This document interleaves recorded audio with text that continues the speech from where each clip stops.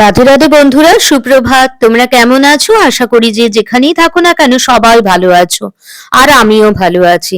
আলোর শহর চন্দননগর থেকে আমি তমালি বলছি। তমালির সাতকাহন চ্যানেলে আরো একটা নতুন দিনে নতুন ব্লগে তোমাদের অনেক স্বাগত। আজকের দিনটা সোমবার, আর বাজে 6:30। তো এখন থেকে আমি আমার ব্লগটা তোমাদের সাথে শেয়ার করছি। প্রথমেই রান্নাঘরে ঢুকে দেখছি যে আমার ছেলের চালের জায়গাটাতে অল্প চাল রয়েছে, তো চালটা জানো তো আগে ঢেলে নিলাম। তাহলে কি হলো, 4-5 দিনের চালটা আমার একদম স্টোর করা হয়ে গেল। এটাতে আমার বেশ সুবিধা হয়, প্রতিদিন তাহলে নেওয়ার দরকার হয় না চালটা বড় জায়গা থেকে। তো দেখো আমার হয়ে গেছে। এবার আমি চলে যাব রান্নাঘরে, কারণ ওর ভাতটা বসিয়ে দিতে হবে ভোরবেলাতে, তার জন্যে। আর আমি ওদিকে চাল ঢাল সব নিয়ে চাও করে নিয়েছি, চাও বসিয়ে দিয়েছি আর কি। আর এদিকে জানো তো আমি কি করব, ওই আগের দিন যে কড়াইশুঁটিগুলো ছাড়িয়ে রেখেছি না, সেই সকালবেলাতেই কড়াইশুঁটিটা বেটে রাখবো মিক্সিতে। তাতে কি হয়, আমার না খুব সুবিধা হয়। পরে জানো তো বিভিন্ন কাজের চাপে না একদম ভুলে যাব, কারণ যদি মানে আজকেও কড়াইশুঁটির কচুরি হতে পারে কিংবা পরের দিনও হতে পারে। সেই কারণে আমি আর কি মিক্সিতে এটা বেটে রাখলাম, তাতে আমার ভীষণ সুবিধা হয়। যখন হোক তখন করলেই হবে আর কি, এরকম কোনো চাপ নেই যে কড়াইশুঁটিটা এখনই করতে হবে তখনই করতে হবে, এরকম ব্যাপার আর কি। তো যাই হোক না কেন, সকালে তোমাদের সাথে কথা বলতে বলতে দেখো কড়াইশুঁটিটা বাটাও হয়ে গেল। আর জানো তো আমি না মানে ভীষণ ভুলে যাচ্ছি, আগের দিন আমার মেয়ে নাচের স্কুলে একজনের ভরতনাট্যমের কিছু অর্নামেন্টস ছিল না। তো সে আমাকে বলেছিল তোমার যদি এক্সট্রা থাকে তাহলে তুমি একটু আমায় দিও না গো। আমি বললাম হ্যাঁ হ্যাঁ, আমার কিছুটা এক্সট্রা আছে, ওই কানের দুল, কানের টানাটা আর কোমর বন্ধনী। তো এইগুলো এক্সট্রা আছে বলে এইগুলো আমি দিতে পারবো, আর কিছুই না। কারণ আমার মেয়েও তো প্রোগ্রাম করছে, ওরও ভরতনাট্যমের পুরো অর্নামেন্টস ড্রেস সমেত সবকিছুই লাগবে, সবই আছে। এগুলো এক্সট্রা আছে বলে এগুলো আমি ওকে দিতে পারবো।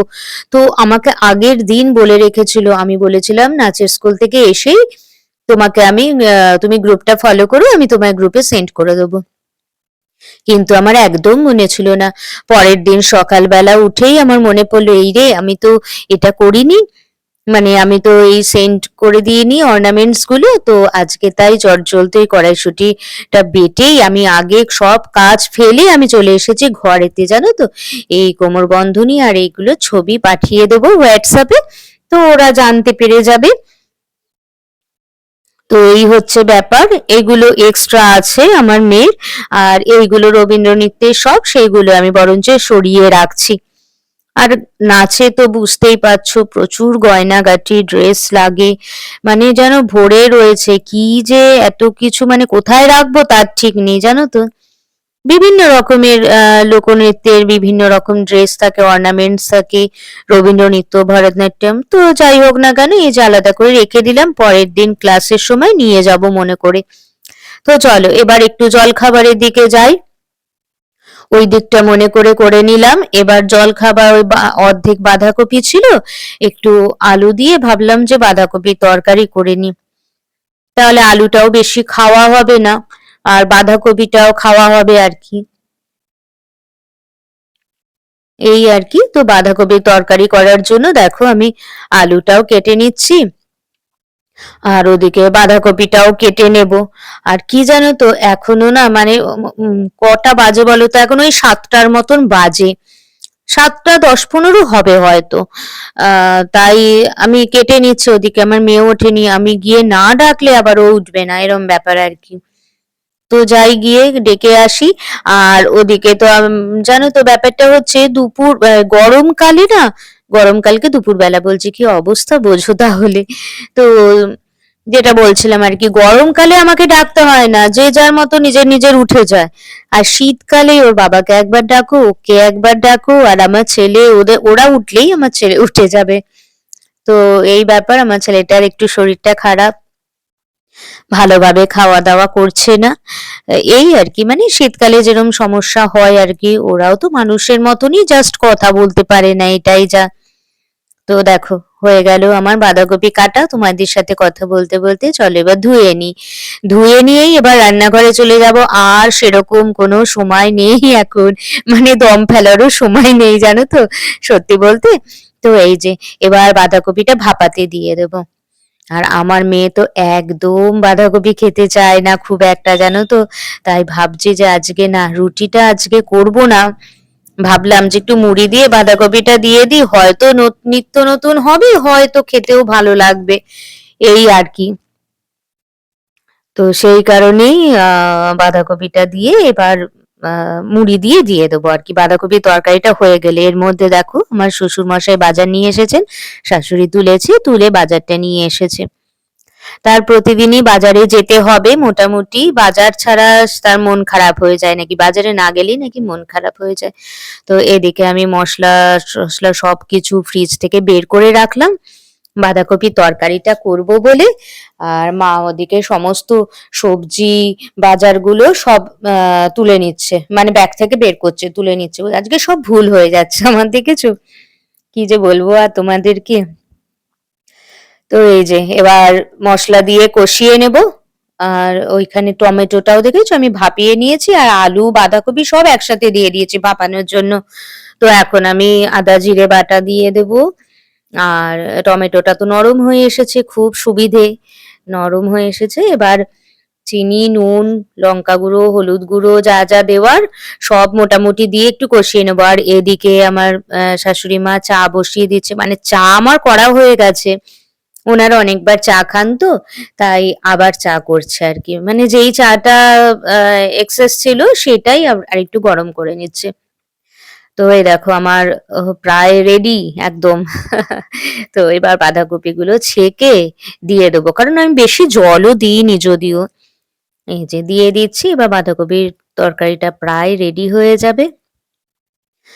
আর এদিকে মায়েরা আবার চাও খাচ্ছে।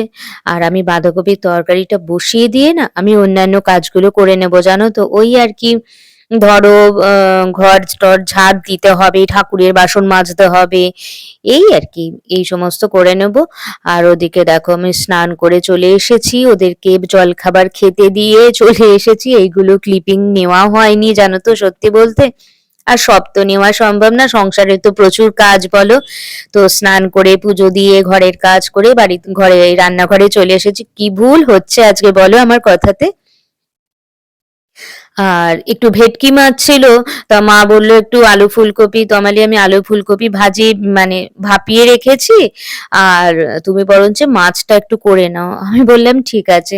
তো সেটার জন্যই আর কি মশলা কষাচ্ছি, কষিয়ে এবার মাছটা দিয়ে দেবো। আর দেখো আমি সব্যসাচী হয়ে গেছি, দু হাতে দুটো কাজ করছি। এক হাতে দুধ নাড়ছি যাতে উদলে না যায়, আর এক হাতে মশলা কষাচ্ছি। পুরো সব্যসাচী হয়ে গেছি এখন আমি। দেখেছো? তো যাই হোক না কেন, মশলাটা আমার প্রায় কষানো রেডি। ওদিকে আমার দুধও হয়ে গেছে একদম গরম, মানে ফুটছে আর কি। এবার দুধটাও নাবিয়ে নেব। আর এদিকে মশলা ধোয়া বাটির যে জলটা সেটাও দিয়ে দিলাম। দেখো একদম কষানো রেডি। এবার আমি আলু ফুলকপি গুলো মা ভাপিয়ে রেখেছিল এইগুলো দিয়ে দিলাম। আজকে দুপুরের জানো তো আমাদের আইটেম হচ্ছে এটাই, দুপুরের মেনু হচ্ছে এটাই, আলু ফুলকপি দিয়ে ভেটকি মাছের তরকারি হবে, আর শুক্তো হবে। মা না শুক্তোটা দুর্ধর্ষ করে, মানে দারুণ করে, মুখে লাগার মতন।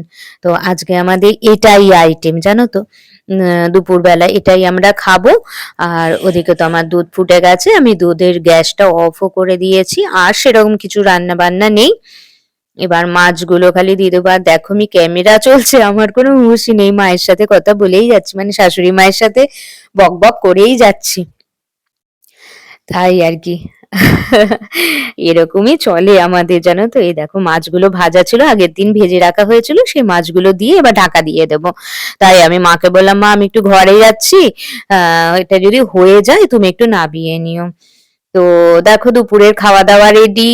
এবার মেয়েকে বিকেলে পড়তে নিয়ে গেছি, রাত্রিবেলা আমার পড়ানো শেষ হয়ে গেছে, সবাই শুয়ে পড়েছে খেয়ে দে। আজকে রাত্রিবেলা কি খেয়েছি বলো তো, ডাল, আলু ভাজা, বেগুন ভাজা, আর আলুর দম ছিল সেটা। আর এখন দেখো এই জামা কাপড়গুলো একটু ভাঁজ করে নিচ্ছি। তো ব্লগটা আর বেশি বাড়াচ্ছি না, আজকের মতন এইটুকুই। আবার নেক্সট একটা নতুন ব্লগে তোমাদের সাথে দেখা হবে। তো আজকের মতন এইটুকুই। এই দেখো না, মানে সকালের দিকে সময় হয়নি জানো তো জামা কাপড়গুলো ভাঁজ করার।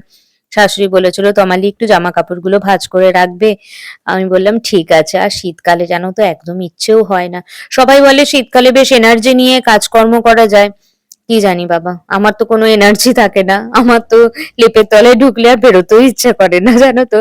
তো যাই হোক না কেন, তোমাদের সাথে কথা বলতে বলতে দেখো অনেকটা জামা কাপড় গুছিয়ে নিয়েছি।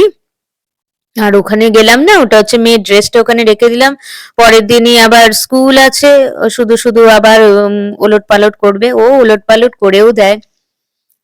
দেখো সবই গোছানো হয়ে গেছে। এখনো রাত্রি প্রায় কটা বলো তো, 11টা। সবাই মোটামুটি যে যার ঘরে চলে গেছে, বারান্দার লাইটটা অফ করে দিয়েছে। আমি এই দিকের বারান্দায় কাজ করছি আর কি জানো তো। তো এইবার আমার গোছানো হয়ে যাবে। গোছানো হয়ে যাওয়ার পর ঘরে যাব, ঘরে গিয়ে একটু ময়েশ্চারাইজার মাখবো, ময়েশ্চারাইজ করব স্কিনটা, করে চুল টুল আঁচড়িয়ে তারপরে ফ্রেশ হয়ে ঘুমিয়ে পড়বো। আবার পরের দিন ওই একই রুটিন। ঠিক আছে, আজকের মতো এইটুকুই। Good night, tata.